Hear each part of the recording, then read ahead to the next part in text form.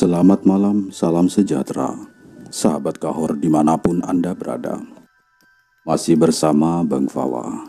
Malam ini, Bang Fawa akan menceritakan kisah horor 40 hari tinggal di alam lelembut. Tanpa berlama-lama, langsung saja kita simak ceritanya.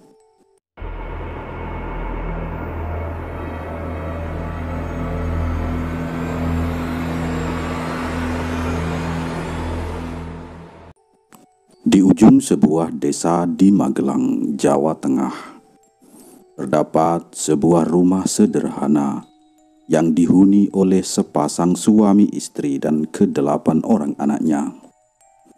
Sang kepala keluarga, sebut saja namanya Pak Min. Dia hanya mengandalkan hasil sawah yang digarapnya untuk memenuhi kebutuhan hidup mereka. Walaupun hidup dalam kesederhanaan, namun Pak Min ini tak pernah mengeluh. Bahkan saat ketiga orang anaknya dipanggil pulang Sang Pencipta saat sedang lucu-lucunya. Ya, Pak Min seharusnya memiliki 10 anak. Namun 3 orang anaknya yang mengidap penyakit meninggal karena sakit saat mereka masih kecil. Kendati begitu, dia selalu mensyukuri apapun yang dia dapatkan. Keluarganya terbilang bahagia. Sang istri di sela-sela kesibukannya mengurus ke-8 anaknya, terkadang masih dapat membantu Pak Min di sawah. Ia pun sering mengantarkan makan siang untuk sang suami tercinta.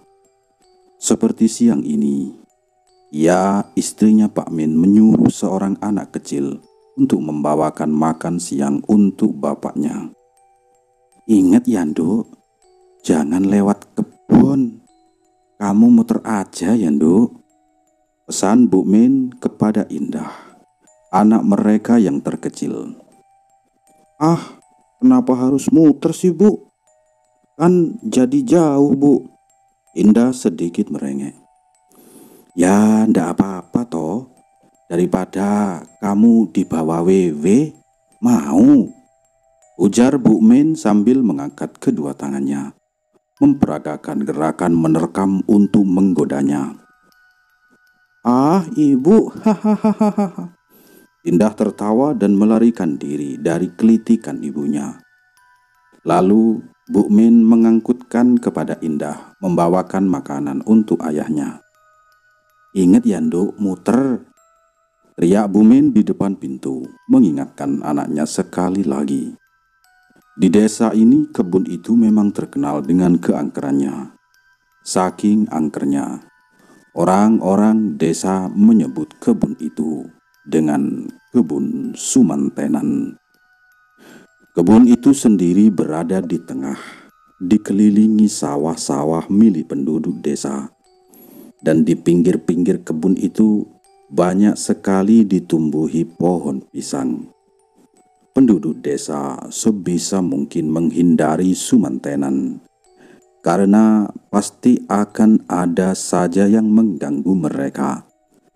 Entah makhluk yang menyerupai kera namun berbadan tinggi raksasa, entah perempuan yang bergelantungan terbalik, atau makhluk sejenis lainnya.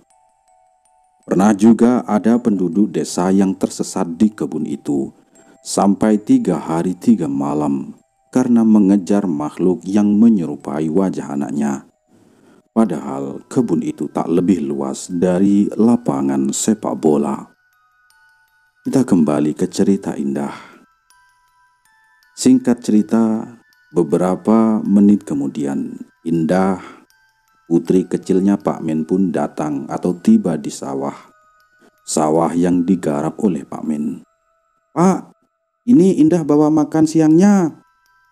Indah melambaikan tangan yang membawa rantang susun berisi masakan ibunya. Loh, jangan lari Tondo, nanti jatuh kamu. Ujar Pak Min menghampuri putri kecilnya itu. Hari berjalan dengan cepat. Dan akhirnya Pak Min pun menyantap makan siangnya dengan lahap. karena memang sudah lapar. Indah kemudian pamit pulang, membawa rantang sisa makanan dari Pak Min. Kemudian hari berjalan dengan cepat. Tanpa Pak Min sadari, bulan sudah samar-samar menampakkan wajahnya. Kapas langit pun sudah berganti dengan awan kelabu. Sesekali sekelebat cahaya diiringi suara gemuruh kecil. "Pak Min, sudah surup, hampir maghrib. Ayo kita pulang," ujar Pak Budi, teman Pak Min yang ada di ladang sebelah. "Ah, tanggung Pak Budi. Sebentar lagi selesai kok. Ini tinggal sedikit," kata Pak Min. "Oh ya sudah, saya duluan ya Pak. Jangan kelamaan, nanti keburu hujan," Pak Budi mengingatkan Pak Min. "Oh ya Pak, hati-hati ya. Pulang dulu saja, gak apa-apa." Pak Min pun melanjutkan apa yang sedang dikerjakannya tadi di tengah ladang. Tapi sepertinya awan kelabu itu tak lagi mampu menahannya, sehingga sedikit demi sedikit rintikan udara berjatuhan. Mengetahui hari sudah mendekati sholat maghrib dan sudah turun gerimis, Pak Min pun segera beranjak untuk pulang sebelum hujan semakin deras. Dan untuk sholat maghrib, dia ingin berjamaah saja bersama keluarganya di rumah. Di tengah ketergesaannya itu, Pak Min merasa bimbang. Jalan mana yang harus dipilihnya? Rumah Pak Min dengan sawah yang digarapnya berada pada satu garis lurus dengan kebun sumantenan yang berada di antaranya. Jalur paling dekat dan cepat untuk sampai di rumah adalah melewati jalur yang membelah kebun. Atau Pak Min harus mengambil jalur memutar yang jaraknya menjadi lebih jauh. Lah, melihat hari yang semakin gelap dan cuaca yang tidak mendukung, Pak Min akhirnya pun memberanikan diri untuk melewati kebun sumantenan. Dengan cangkul di pundaknya, Pak Min berjalan secepat mungkin agar bisa segera keluar dari areal kebun. Saking terburu-burunya, ia tak sadar ada yang sedang lewat juga dari arah lain. "Wah, maaf Pak, saya tidak melihat Bapak," ujar Pak Min saat mereka dipanggil di tengah jalur setapak. "Oh iya, tidak apa-apa Pak. Saya juga tak melihat karena sedang terburu-buru," ujar pria itu pada Pak Min. "Oh, kalau begitu saya izin duluan ya Pak," jawab Pak Min dengan terburu-buru sambil menutupi kepalanya terkena hujan dan melangkah pergi. "Pak, tunggu Pak." Panggilan orang itu membuat Pak Min menghentikan langkahnya. Namun ia masih ragu untuk menolehkan kepalanya. Pak Min masih teringat peristiwa yang dialaminya beberapa bulan yang lalu. Saat itu Pak Min melewati kebun sumantenan saat akan pulang dari sawah berdua dengan tetangganya. Berjalan secepat mungkin agar dapat segera keluar dari area kebun adalah hal yang lumrah dilakukan oleh semua penduduk di desa ini. Begitu juga dengan Pak Min dan tetangganya, yang pada saat itu lebih terlihat seperti orang berlari daripada berjalan. Saat hendak mendekati tempat di mana ia berhenti sekarang, Pak Min dan tetangganya itu melihat seorang pemuda yang sedang berjalan dengan santai sambil bersiul.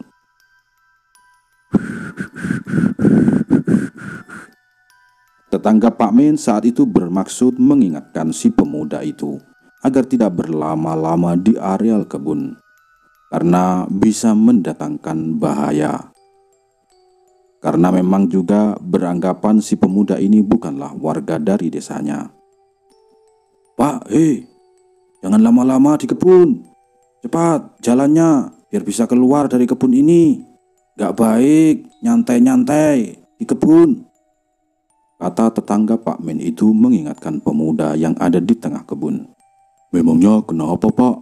Tanya si pemuda, yang dengan singkat dijelaskan oleh tetangga Pak Min. Dan mereka memaksa meninggalkan pemuda itu. "Oh ya sudah, di sini bahaya nak. Di sini banyak hantunya, banyak demitnya. Kalau kamu malah bersiul-siul seperti itu, nanti kamu didatangi demit. Sudah cepat pergi dari sini." Akhirnya pun Pak Min dan tetangganya meninggalkan pemuda itu. Tapi pemuda itu kemudian memanggil mereka berdua. "Pak." Pak Min dan tetangganya kembali berhenti dan menengok ke arah pemuda itu. "Maksud Bapak seperti ini?" tanya pemuda itu sambil melepaskan kepalanya, lalu menyodorkan kepalanya pada mereka berdua. Kepalanya terlepas, alias dia buntung. Kemudian kita kembali kepada Pak Min yang bertemu dengan pemuda yang ada di tengah kebun. "Pak, Bapak." Lah, orang tadi itu kembali memanggil Pak Min dan menyentuh bahunya. Karena Pak Min teringat akan kejadian seram bersama tetangganya. Lalu Pak Min ini juga memberanikan diri bertanya, Saya, iya Pak." Pak Min perlahan menengok ke arah orang itu, memastikan tidak ada perubahan apapun pada orang itu. "Pak, Bapak gak usah pulang ya Pak, bantu saya saja," kata pemuda itu. "Loh, bantu apa ya Pak?" tanya Pak Min terbata-bata. Gini Pak, saya kurang orang untuk bantu-bantu. Ayo Pak, kita jalan sambil saya jelaskan, biar kita tidak terlalu lama kehujanan Pak," ujar orang itu seraya menggandeng pundak Pak Min. Walau hati Pak Min menolak, tapi kakinya tetap mengikuti langkah orang yang sedang menggandeng pundaknya itu. Sampai di ujung areal kebun, Pak Min dibuat tercengang dengan apa yang dilihatnya. Sebuah pemandangan yang jauh berbeda dengan apa yang selama ini ia ketahui. Hati Pak Min diisi dengan ketakjuban, namun kepalanya penuh dengan pertanyaan. Sejak kapan ada desa di ujung kebun ini ya? Itu adalah salah satu pertanyaan yang terselip di batinnya Pak Min tanpa mampu dijawabnya. Ini rumah saya Pak, silakan masuk Pak, ujar pria itu mempersilahkan Pak Min untuk masuk dan duduk di bangku yang terbuat dari anyaman bambu. "Sebentar Pak, saya ambilkan handuk dan air dulu ya Pak," lanjut si empunya rumah, dan meninggalkan Pak Min sendiri di ruang tamunya. Tak lama kemudian, si empunya rumah itu kembali ke ruang tamu dengan nampan berisi 1 gelas teh hangat dan sepiring kue dengan 3 jenis yang berbeda. "Jadi bagaimana Pak Min? Bersedia Bapak bantu-bantu saya?" tanya si empunya rumah. "Waduh, maaf ya Pak." Pak Min teringat ia baru sadar bahwa sejak tadi dia belum sempat menanyakan nama pria yang menjadi lawan bicaranya saat ini. Tapi bagaimana dia bisa tahu nama aku ya?" batin Pak Min. Iya Pak, saya namanya Adanu. Bapak bisa memanggil saya Danu," jawab Adanu seolah tahu apa yang dipikirkan oleh Pak Min. Iya Pak Danu, saya mau saja bantu Bapak. Tapi saya harus pulang dulu Pak," kata Pak Min. "Alah, itu mudah Pak. Nanti saya suruh orang untuk ke sana ke rumah Bapak. Yang penting Bapak bantu saya sampai selesai hajatan. Paling 10 hari Pak," kata si Danu. "Wah, 10 hari Pak?" Pak Min pun kaget. "Waduh, gimana ya? Gak bisa pulang ya Pak?" kata Pak Min. "Ya, cuma 10 hari tok kok Pak tinggal di sini. Lumayan kan ongkosnya untuk tambah-tambah untuk anak istri," bujuk si Danu. Pak Min masih menimbang-nimbang tawarannya Adanu. Di satu sisi, Pak Min ingin membantu Adanu karena dia sendiri memang sedang membutuhkan tambahan uang untuk Indah anaknya masuk sekolah. Namun di sisi lain, Pak Min khawatir keluarganya mencemaskan dirinya karena tak pulang. Hahaha, ayo kita makan dulu Pak, sudah saya siapkan di dapur, ujar Adanu sambil tertawa karena mendengar suara perut Pak Min yang bergemuruh seperti saat ini. Duh, jadi malu saya, jawab Pak Min tersipu malu. Sayur dengan lauk dan berbagai jenis buah telah ditata di meja makan yang letaknya tak jauh dari dapur. Adanu pun mempersilahkan Pak Min untuk mengisi perut yang sudah menyembunyikan loncengnya itu. Mereka berdua menyantap makan malam sambil bercerita tentang banyak hal. Pak Danu, benar nih Pak, Bapak akan suruh orang ke rumah untuk mengabarkan pada keluarga saya. Pertanyaan Pak Min dijawab dengan anggukan. Ya, kalau begitu saya mau bantu Bapak di sini Pak, lanjut Pak Min. Sambutan yang diberikan Adanu membuat Pak Min goyah. Setelah kebaikan dan keramah tamahannya Adanu, Pak Min merasa tak enak hati jika harus menolak untuk membantu Adanu. Adanu adalah seorang pria yang terlihat beberapa tahun lebih muda dari Pak Min. Adanu merupakan orang lama di desanya, sehingga Adanu dipercaya sebagai mandor untuk acara hajatan yang akan digelar oleh tetua desa itu. Esoknya, sebelum melakukan pekerjaan, Adanu mengenalkan Pak Min kepada para pekerja yang lain. Mereka menyambut ramah kehadiran Pak Min yang akan membantu meringankan tugas mereka. Pak Min senang sekali dengan lingkungan kerjanya saat ini. Orang-orang yang bekerja sama dengannya sangat ramah, dan juga sang empunya hajat, tetua desa, juga ramah, dan juga tidak mendekap tangan alias pelit. Baru kali ini loh Pak, saya melihat tuan rumah menyajikan hidangan segini banyaknya untuk pekerja kayak saya ya. Pak Min berbisik pada Adanu. Wah, masa toh Pak? Seolah Adanu tak percaya yang disampaikan oleh Pak Min. Lah, kalau di sini sudah biasa Pak. Nanti pas acara mulai, wah lebih banyak lagi Pak, ujar Adanu yang kini berbalik membuat Pak Min tak percaya apa yang didengarnya. Yang betah ya Pak di sini ya Pak, lanjut Adanu dengan tersenyum. Oh iya ya, terima kasih ya Pak, kata Pak Min.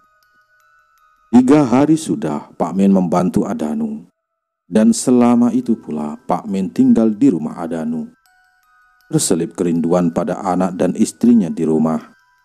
Namun doa yang diterima Pak Min membuat kerinduan itu tak berlangsung lama.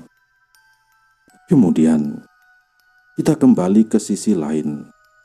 Sisi di waktu istri Pak Min menanti-nanti Pak Min. Karena sudah maghrib dia tak pulang-pulang ke rumah. Nah, mengetahui hari sudah mendekati sholat maghrib dan waktu itu sudah turun hujan gerimis, istri Pak Min, seorang wanita dengan baskom cucian yang dipinggulnya, segera memanggil anak keduanya yang bernama Tomo untuk mengantarkan payung ke sawah.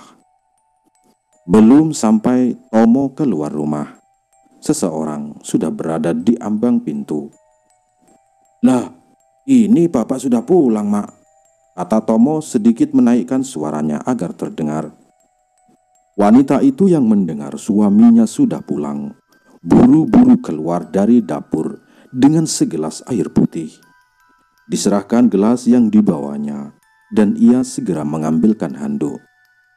Ini Pak, ayo lekas mandi Pak, biar tidak sakit. Ya Bu, jawab sang suami singkat sambil melangkahkan kakinya ke kamar mandi. Wanita itu pun melanjutkan apa yang sedang dikerjakannya tadi, yaitu memasak makan malam. Makan malam yang sederhana untuk keluarga tercintanya. "Loh, kok bapak nggak siap-siap?" tanya Bu Min saat melihat suaminya sedang tiduran menonton TV. "Siap-siap apa, Bu?" sang suami balik bertanya. "Ya sholat maghrib toh, Pak," kata Bu Min. "Oh, ibu saja sama anak-anak, Bu," lanjutnya tanpa melihat ke arah istrinya. "Lah, tumben bapak ini. Apa bapak ini sakit ya?" Sudahlah." Batin wanita itu heran melihat suaminya. Suaminya bukanlah tipe orang yang meninggalkan sholat jika tak terpaksa sekali. Saat sedang di perjalanan saja, suaminya selalu mencari masjid jika sudah mendekati waktu sholat. Selesai sholat, keluarga kecil itu pun menyantap makan malam sambil bercengkrama di ruang tamu. Meski harus berdempetan, malam semakin larut. Wanita itu pun tak kuat lagi menahannya. Dia pun membawa badan lelahnya menuju pembaringan. Dilihatnya wajah lain yang tak kalah menyiratkan guratan-guratan lelah. Rambutnya yang perlahan memutih dan tubuh yang tak lagi seperkasa dulu tengah berbaring di pembaringannya. Biasa tidur miring bapak ini," batinnya lagi saat melihat hal lain yang tak biasa dilakukan suaminya. Namun, ia terlalu lelah untuk berpikir terlalu jauh. Dia pun langsung tertidur saat menyentuh bantal.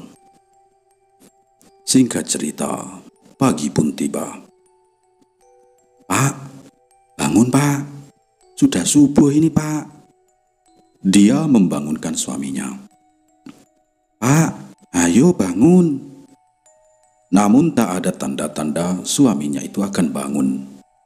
Hanya suara ngoroknya yang terdengar. Dia pun meninggalkan sang suami untuk menunaikan kewajibannya sholat subuh sebelum memulai harinya. Matahari sudah mulai meninggi. Dia yang baru selesai menyapu halaman mencoba membangunkan suaminya lagi. Tapi lagi-lagi hanya terdengar suara ngorok sang suami.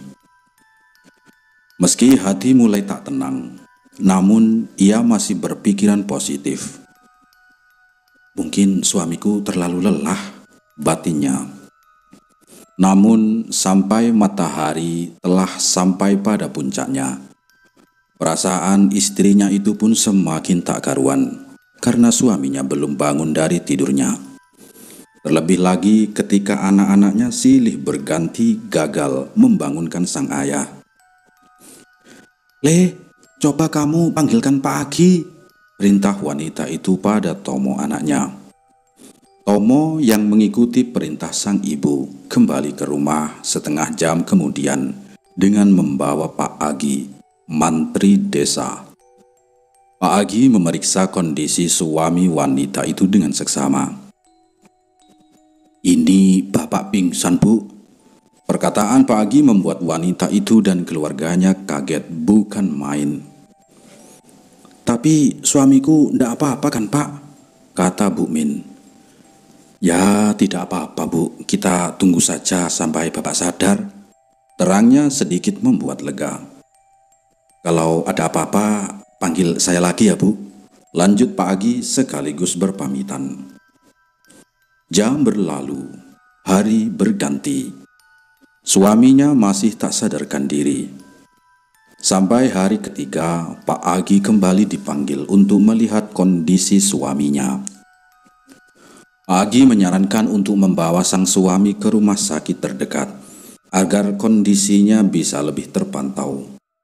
Tapi apalah daya, kondisi keuangan keluarga mereka tidak memungkinkannya. Seminggu sudah sang suami tak sadarkan diri. Berita tentang penyakitnya pun telah menyebar ke seluruh desa.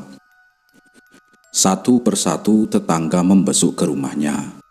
Tak terkecuali Pak Iksan, guru ngaji gadis kecilnya itu. Saat Pak Iksan melihat kondisi bapak dari anak didiknya itu, seketika keningnya mengkerut. seperti orang yang sedang berpikir. "Kenapa ya, Pak?" tanya istrinya setelah melihat gelagat Pak Iksan. Maaf sebelumnya, Bu. Sebelum Bapak seperti ini, memangnya beliau dari mana?" kata Pak Iksan. "Dari sawah, Pak. Memangnya ada apa toh, Pak?" tanyanya semakin khawatir. Begini, Bu." Pak Iksan menjelaskan perihal yang sedang terjadi pada suaminya itu. Mendengar penjelasan Pak Iksan yang memang dikenal memiliki kebatinan yang kuat, Bu Min hanya bisa menangis sambil menatap wajah suaminya. Kemudian di tempat lain, tempat Pak Min yang asli berada. "Pak, sini loh Pak. Ngapain diam di sana?" panggil seorang pemuda yang sedang asik menyaksikan seorang wanita meliuk-liukkan tubuhnya mengikuti ketukan dari gending, kendang, gong, dan alat lainnya yang berbaur dalam irama. "Iya Pak, sini Pak, nunggunya di sini saja," timpal Adanu setuju dengan pemuda yang duduk di sebelahnya. "Nah, kalau di sini kan nunggunya ndak bosen, ada yang dilihat." Adanu tersenyum dan menunjuk ke arah panggung ketika Pak Min tiba di depannya. "Bisa saja Bapak ini," jawab Pak Min dengan tawa yang lepas. Hari ini adalah giliran Pak Min yang jaga malam di acara hajatan yang berlangsung selama seminggu itu. Tugasnya malam ini sama seperti yang diterangkan kemarin siang, membawa piring kotor untuk tamu dan mengisi ulang nampan makanan yang telah kosong. Tugas yang cukup mudah, namun juga melelahkan.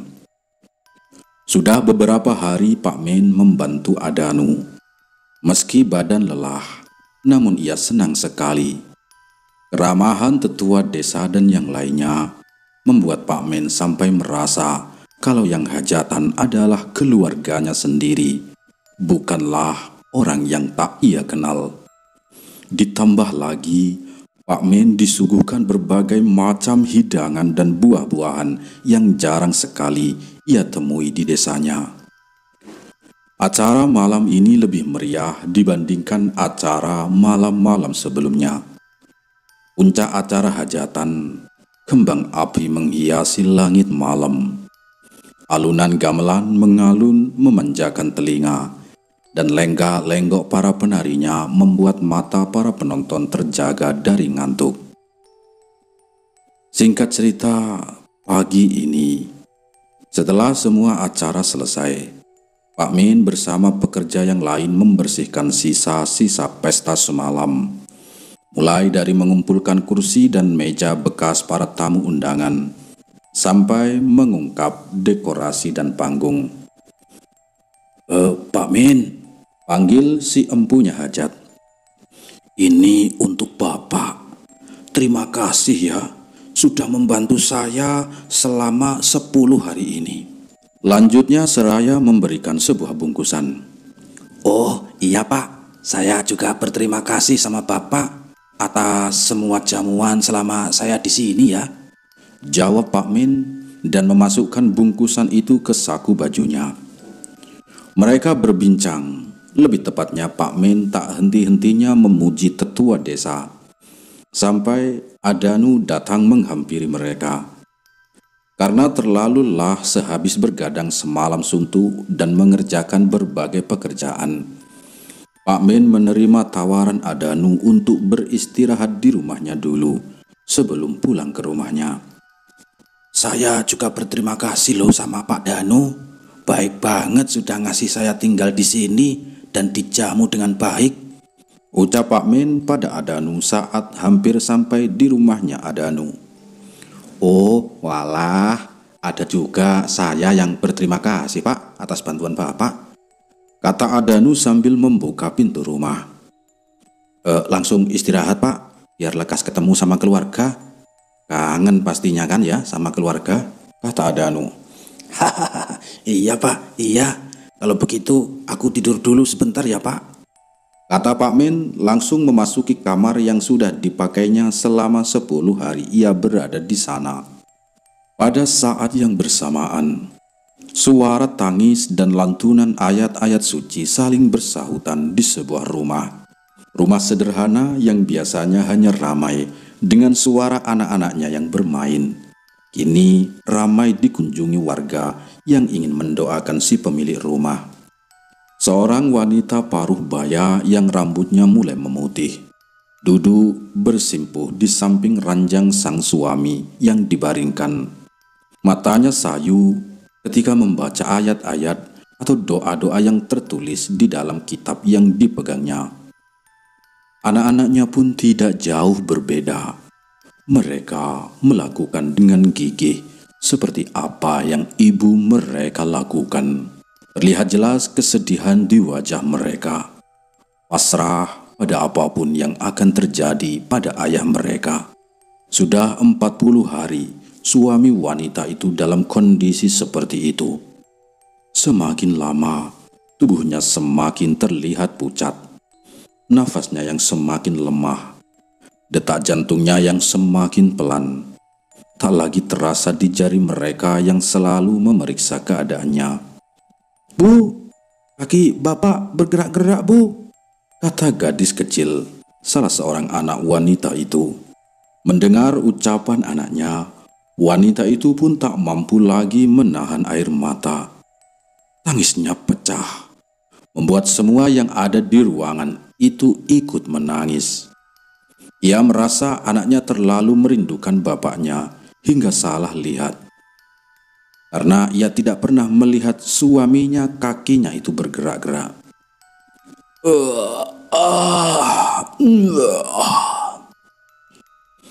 Pak Min menggeliatkan tubuhnya. Tangannya meregang ke atas beberapa saat. Saraf-sarafnya membangunkan sistem motorik sensorik dalam tubuhnya. Dia duduk dan mengucek-ngucek matanya. "Bapak!" teriak gadis kecil itu memecahkan kesunyian yang tiba-tiba hinggap di ruangan itu sambil berlari ke pelukan bapaknya. Loh, Indah? Ibu? Kok kamu bisa di sini?" tanya Pak Min bingung. "Alhamdulillah ya Allah, akhirnya kamu bangun juga, Pak," seru Bu Min memeluk suaminya dan diikuti satu persatu anaknya. Loh. Orang aku baru tidur sebentar kok. Lagian kok kalian bisa di sini?" ujarnya masih belum menyadari apa yang terjadi. Pak Agi dan Pak Iksan yang memang sejak pagi sudah berada di rumah mereka menyeruak masuk ke kamarnya Pak Min setelah Tomo memberitahukan keadaan mereka pada Pak Min. Ucapan terima kasih yang sama pun keluar dari mulut kedua pria yang hampir setiap waktu senggang mereka bergiliran melihat kondisi Pak Min. "Jadi awal kejadiannya bagaimana toh, Pak?" tanya Pak Iksan setelah Pak Min dan keluarganya tenang.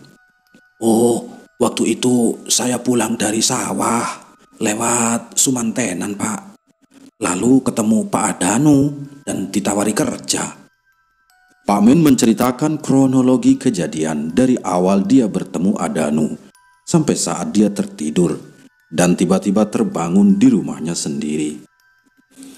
"Bapak itu sudah 40 hari tak sadarkan diri, Pak," ujar Pak Agi sang mantri. "Hah? Masa 40 hari, Pak? Orang saya hanya ditawari kerja 10 hari kok," kata Pak Min. "Alam kita dan mereka itu berbeda, Pak," kata Pak Iksan menambahkan.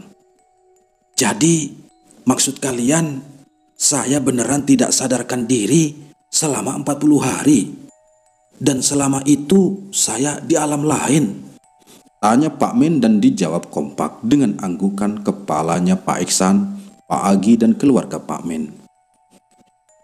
Dalam kebingungannya, Pak Min merogoh saku yang berada di bawah bajunya. Ia semakin terkejut ketika menemukan bungkusan yang diberikan oleh tetua desa masih ada. Dikeluarkannya bungkusan itu dari saku bajunya dan ditunjukkan pada istri dan kepada mereka yang ada di kamarnya. "Apa itu, Pak?" tanya Bu Min yang juga terkejut. Pasalnya, selama ini ia selalu mengganti pakaian suaminya. "Ini bungkusan yang diberikan tetua desa sebelum Bapak pulang ke rumah Pak Adanu, Bu," jelasnya, yang membuat siapapun yang mendengarnya terkejut. Pak Min membuka bungkusan yang dibungkus dengan kertas buku yang telah menguning. Perlahan, Pak Min membuka bungkusan itu. "Allahu Akbar!" seru mereka bersamaan saat melihat isi bungkusan itu. Ternyata segepok uang 10-an ribu. Tahun itu kisaran tahun 1980-an. Uang 10.000, kalau dibandingkan dengan sekarang mungkin ya sama dengan 100.000. Seminggu setelah kejadian itu, Pak Min dan keluarganya mengundang anak-anak panti dan penduduk desanya untuk acara syukuran kecil-kecilan di rumahnya, menggunakan uang yang ia terima dari tetua desa sebagai upah kerjanya selama 10 hari di alam lain atau 40 hari di dunia nyata. Sisanya ia gunakan untuk keperluan pendidikan anak-anaknya. Setelah mengantarkan besekan ke salah seorang tetangganya yang tak dapat datang ke acara syukuran yang ia adakan, Pak Min berhenti sejenak di depan jalan setapak yang menuju ke dalam kebun sumantenan. "Siapapun kamu, terima kasih telah membantuku dan mengembalikanku pada keluargaku," batin Pak Min, dan berjalan pulang dengan hati penuh syukur. Akhir cerita, apa yang dianggap tak ada bisa jadi ada. Apa yang dianggap ada bisa jadi tak ada. Karena sesungguhnya masih banyak hal lain yang tak dapat dijangkau oleh sebagian orang, namun telah dijangkau oleh sebagian orang yang lain. Terima kasih untuk Mbak Nisa dan kepada para sobat semuanya yang mendengarkan cerita nyata ini. Sampai jumpa di cerita selanjutnya. Wassalam.